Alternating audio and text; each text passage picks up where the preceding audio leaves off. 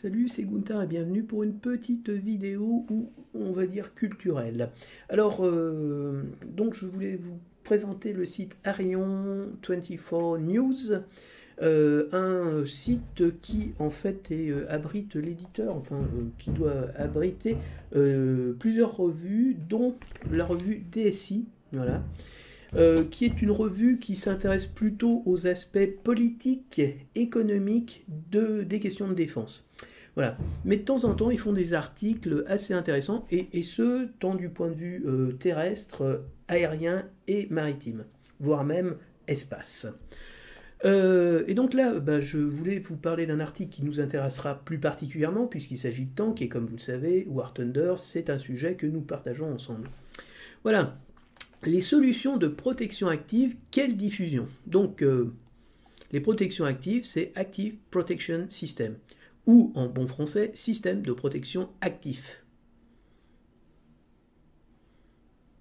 ou active. Une protection active, oui. Donc, on a ce qu'on appelle les soft kills, et ensuite on a les hard kills.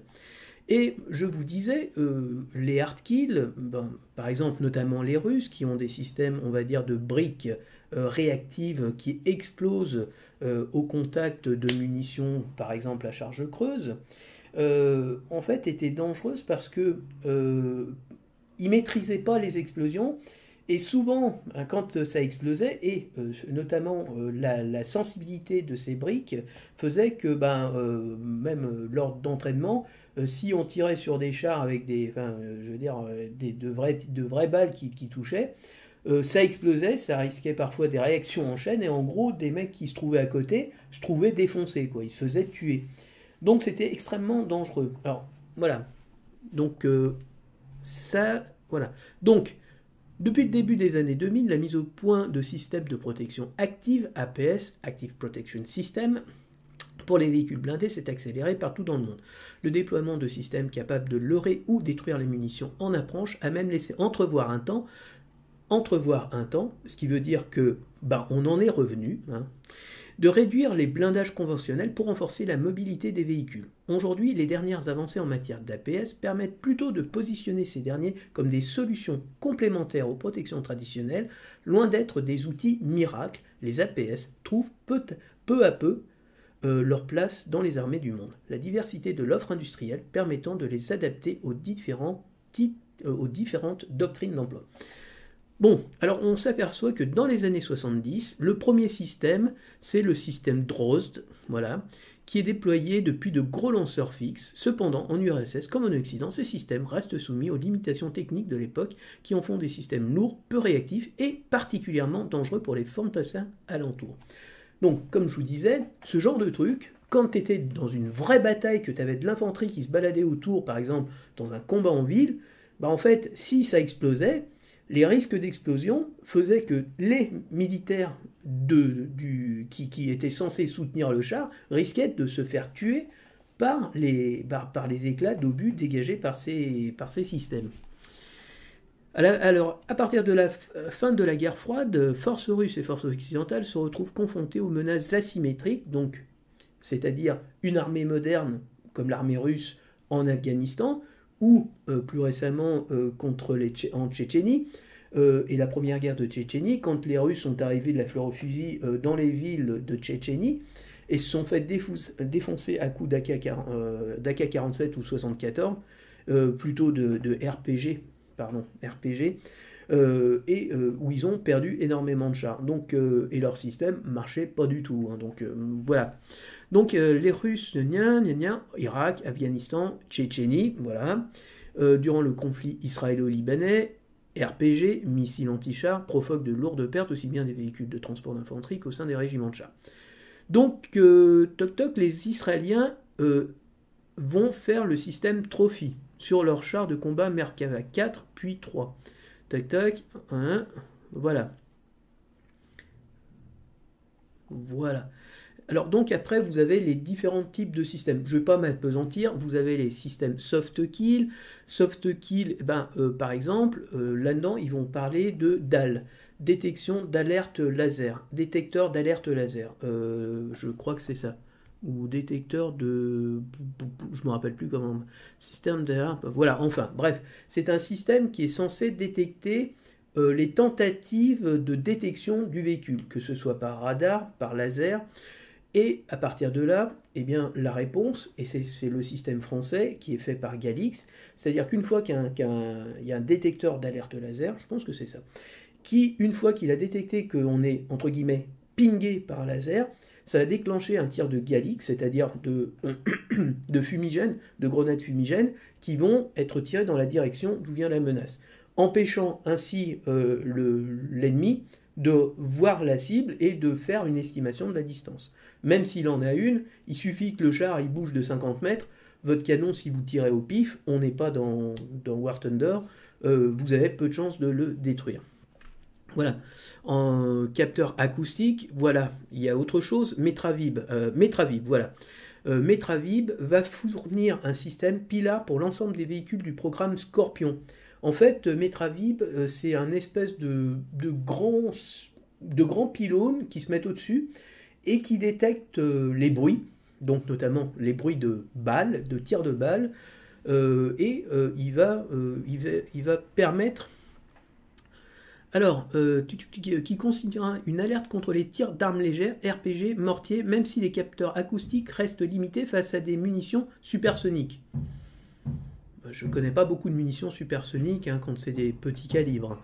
Donc une fois la menace repérée, localisée, identifiée, le système Soft Kill ont pour but d'empêcher un tir de précision ou, dans le cas des munitions autonomes, d'empêcher l'acquisition de la cible. Donc c'est pour ça que, par exemple, quand vous avez un système qui a une caméra embarquée dans la tête, par exemple les missiles autonomes, anti-chars autonomes, ou même quelqu'un qui serait avec un missile homme dans la boucle, c'est-à-dire qu'il a son petit fil à la patte qui lui permet de suivre son missile et de le diriger.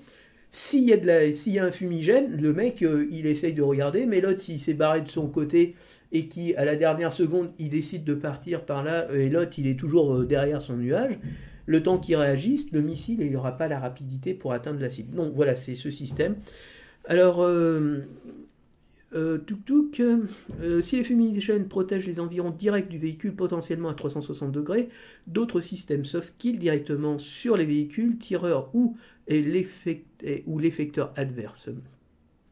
Ils utilisent le plus souvent des rayons laser aveuglants, contre-mesure électronique IR. Le MUS allemand, par exemple, couple l'utilisation de fumigènes à des brouilleurs électromagnétiques IR ou UV.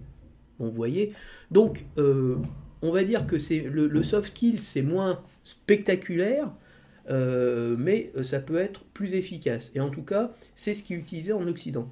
Les solutions hard kill sont peu utilisées pour une bonne et simple raison, c'est que, vous allez voir, ça pèse lourd, et deuxièmement, ça coûte cher.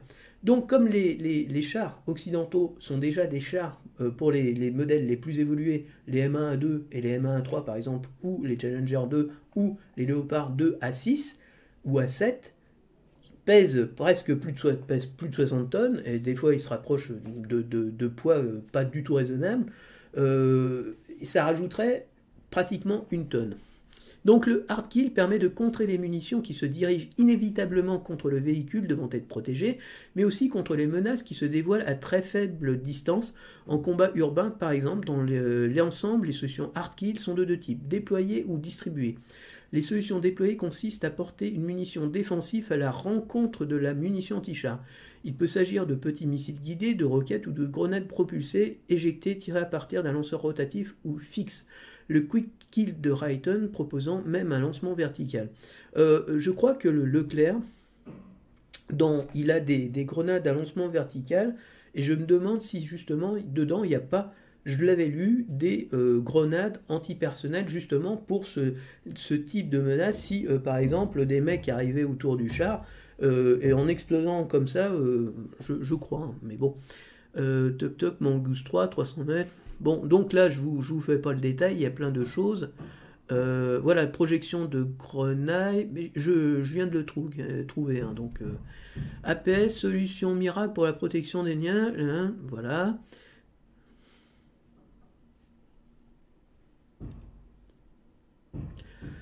Leur installation indique une volonté claire de protéger les équipages et les passagers, même à un coût financier plus élevé, indépendamment de l'efficacité réelle des systèmes adoptés. 2.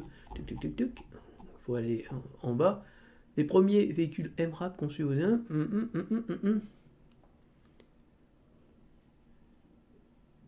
Voilà. Donc vous voyez, le but, on vous dit, c'est pour protéger les véhicules. Donc là, on vous dit, les premiers MRAP, je crois que c'est des véhicules classiques à roues, mais très très blindés, conçus au début des années 2000 pour contrer les menaces des IED, avaient une mobilité très réduite en raison des contraintes imposées par les protections passives supplémentaires, ce qui a paradoxalement augmenté le nombre d'accidents ainsi que l'exposition au feu ennemi. Donc IED, c'est les bombes, c'est les bombes qui sont placées device, explosive device, improvised explosive device. Voilà, IED. Donc les engins explosifs improvisés en bon français. Voilà. Vous savez, il faut que ça se remette en route là-dedans.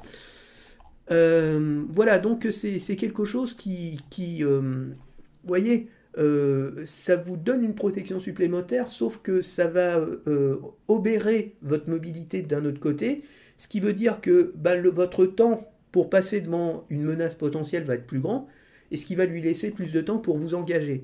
Donc, au bout du compte, ça peut avoir l'effet inverse, c'est-à-dire vous rendre vous exposer plus, et donc vous rendre plus sensible à une agression.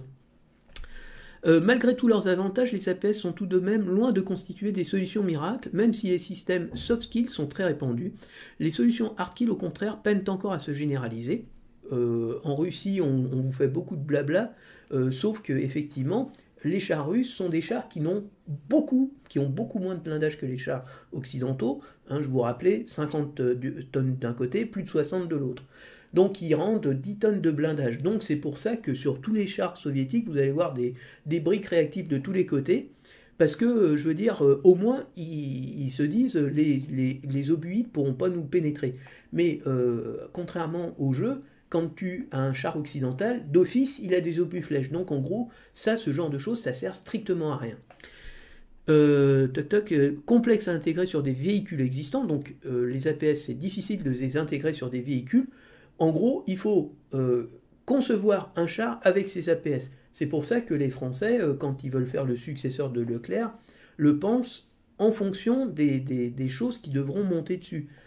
Ils parlent de drones, c'est-à-dire des drones qui seraient capables de cibler au-delà, par exemple, de l'horizon, de détecter des menaces proches, et à la rigueur, pourquoi pas de se suicider s'il y a quelqu'un qui vient te faire chier.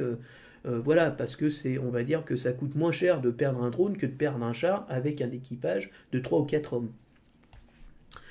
Voilà. Donc si les contraintes liées à leur intégration ne sont pas prises en compte à la conception du véhicule, ce que je viens de dire, il peut être difficile de dégager les volumes et la puissance électrique nécessaires. Oui, parce que c'est pas tout d'avoir un système de défense, il faut aussi qu'il soit alimenté électriquement. Et je veux dire que c'est comme un ordinateur. Si vous avez une petite batterie, c'est bien, tu peux gérer un disque dur, une carte vidéo, un machin, mais si tu as une grosse carte vidéo, si tu mets 2 cartes vidéo en parallèle, si tu mets un disque dur supplémentaire, si tu mets autre chose, une carte d'acquisition et tout le tralala, à un moment, tu as quelque chose la batterie va plus suivre. Donc ça aussi, l'électricité, la génération d'énergie, il faut que il faut qu'on le pense en fonction des besoins électriques.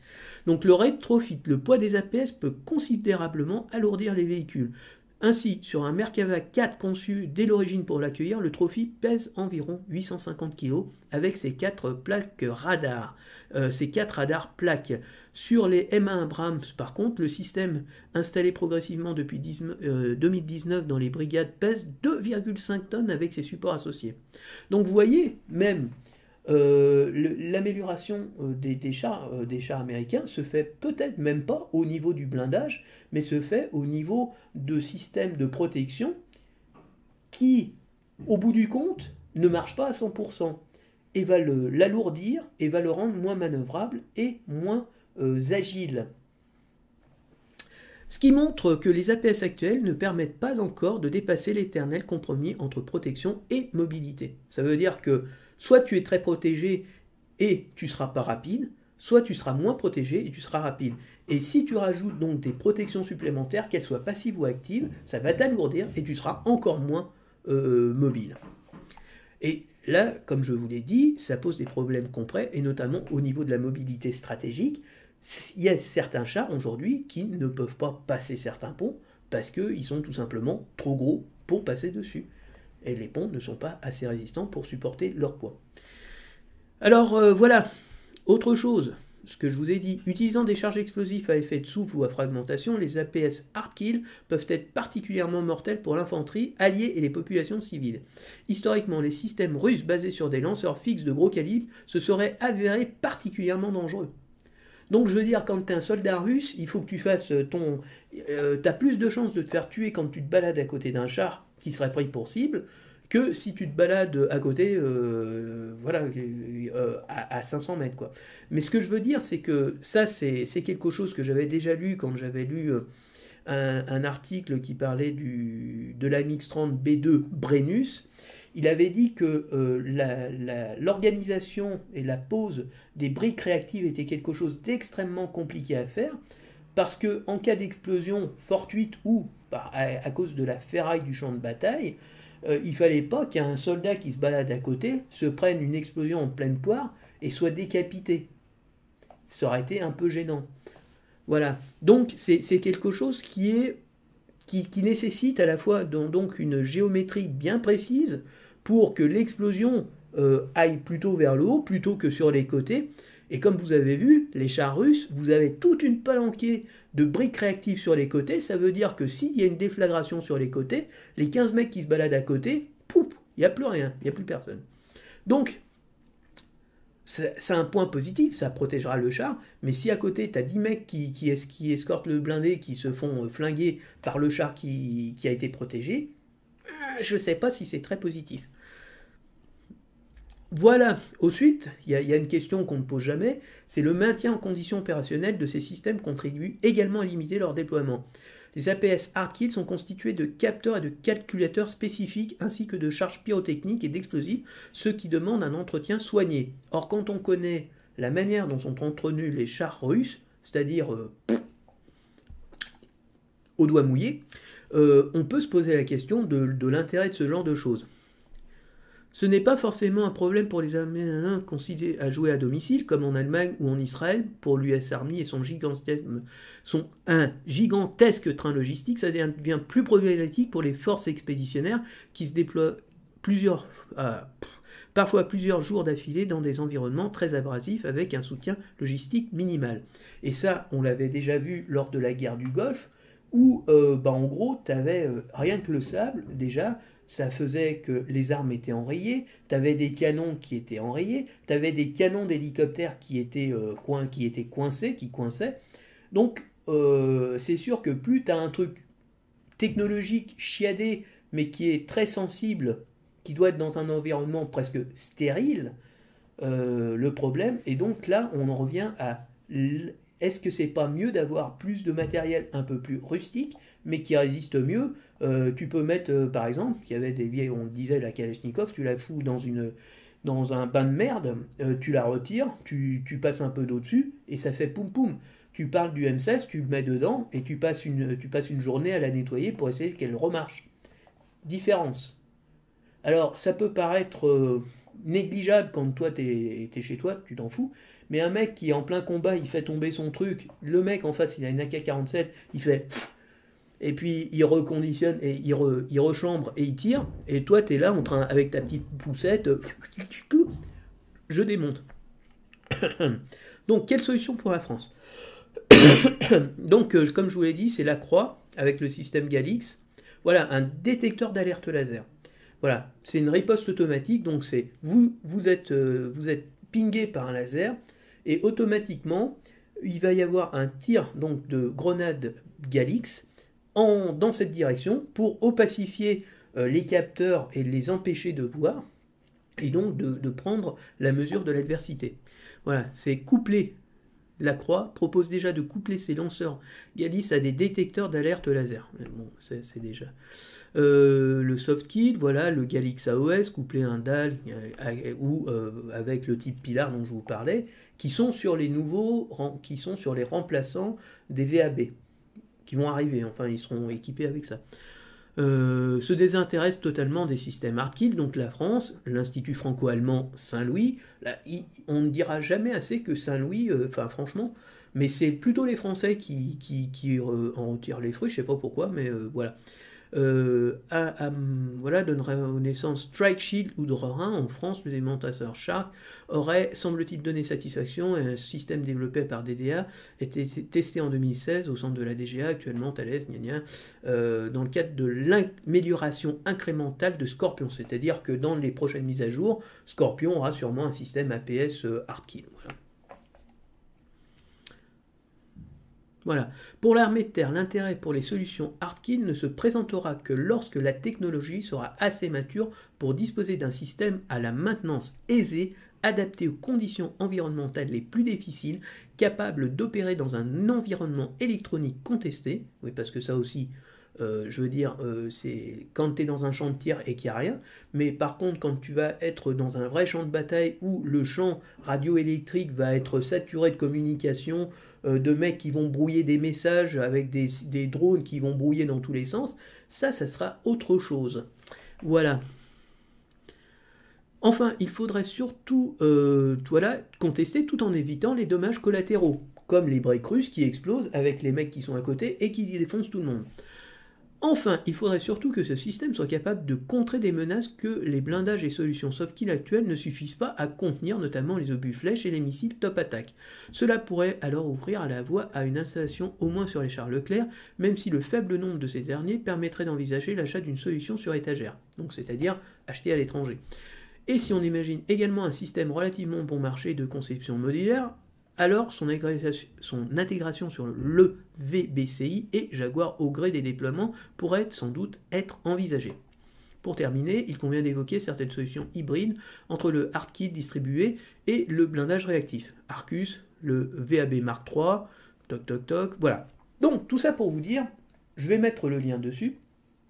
C'est vraiment une chose intéressante parce que trop souvent, on parle de choses en disant « Ouais, c'est super, vous avez vu, ils ont des systèmes. » Ouais, ils ont des systèmes, mais si c'est pas déployé en Occident, c'est parce que jusqu'à maintenant, les systèmes soft-kill sont suffisants, et surtout parce que les chars, les chars occidentaux, donc américains, anglais, allemands, français, italiens, mais je parle des principaux chars de combat, sont des chars qui sont beaucoup plus lourdement blindés que les chars, les homologues soviétiques. Ce qu'il faut voir, c'est que le T-14, il atteint même pas 60 tonnes. Hein. Il est au poids pratiquement de 57 tonnes du Leclerc. Donc voilà. Et sachant que sa tourelle, c'est une coquille vide, puisqu'en fait, son équipage est dans le châssis. Hein, voilà. Donc il ne faut pas se dire que en gros l'Occident est complètement dépassé par les travaux de la Russie. Non, c'est tout simplement que en Occident on n'a pas envie d'exploser le soldat qui est à côté parce qu'on est une armée de professionnels, alors que la Russie a encore beaucoup d'appelés, même si elle a une armée professionnelle à côté, il y a quand même pas mal d'appelés. Et donc, c'est pas top de flinguer les mecs que tu entraînes, sachant simplement parce que t'as une bombe, t'as une brique explosive qui lui explose dans la gueule et qui le coupe en deux, quoi. Ça serait pas fun. Voilà, donc, article extrêmement intéressant, qui vous apprendra beaucoup de choses quand vous le lirez en profondeur, parce que là, je vous ai montré ça rapidement, hein, mais voilà. Et puis, aussi, la question du coût, parce que ce qu'il faut voir, c'est que un char, ça a quand même un coût. Le coût, ça peut être évalué entre 350 000 et 700 000 $. Donc, ce qui renchérit évidemment le coût du char. Voilà. Donc, je vais mettre le lien dessus, et je vous conseille vraiment de le voir, parce que pour ceux qui s'intéressent au char, c'est quelque chose qui vous fera découvrir un aspect trop souvent négligé, ou alors qui est présenté sous l'aspect, souvent sur des sites russes en disant ouais, vous voyez, nous on a un système qui rend les chars invincibles, genre War Thunder qui vous dit ça brouille tout. Non, non, dans les faits, tu t'aperçois qu'en fait ça brouille pas grand chose. Et la problématique de ce genre de choses, c'est que tu as deux capteurs. Le problème, c'est que dès que les capteurs ils se prennent 3 ou 4 cartouches dans la gueule, ils marchent plus. Donc, question de brouillage des missiles, terminé. Et puis s'il y en a deux, c'est parce que il faut conjuguer les effets des radars, justement, pour contrer ces solutions. Enfin bref, il y a plein de choses qui paraissent simples et qui, en lisant cet article, montrent que c'est moins simple qu'il n'y paraît et que devant des discours en disant ouais, nous on a un système de protection super efficace, on s'aperçoit que l'efficacité, elle est souvent pas trop au rendez-vous et que certains systèmes de protection, en fait, c'est de la merde et vraiment très très létal pour vos propres hommes. Voilà, c'est tout pour aujourd'hui. À la prochaine. Ciao, ciao.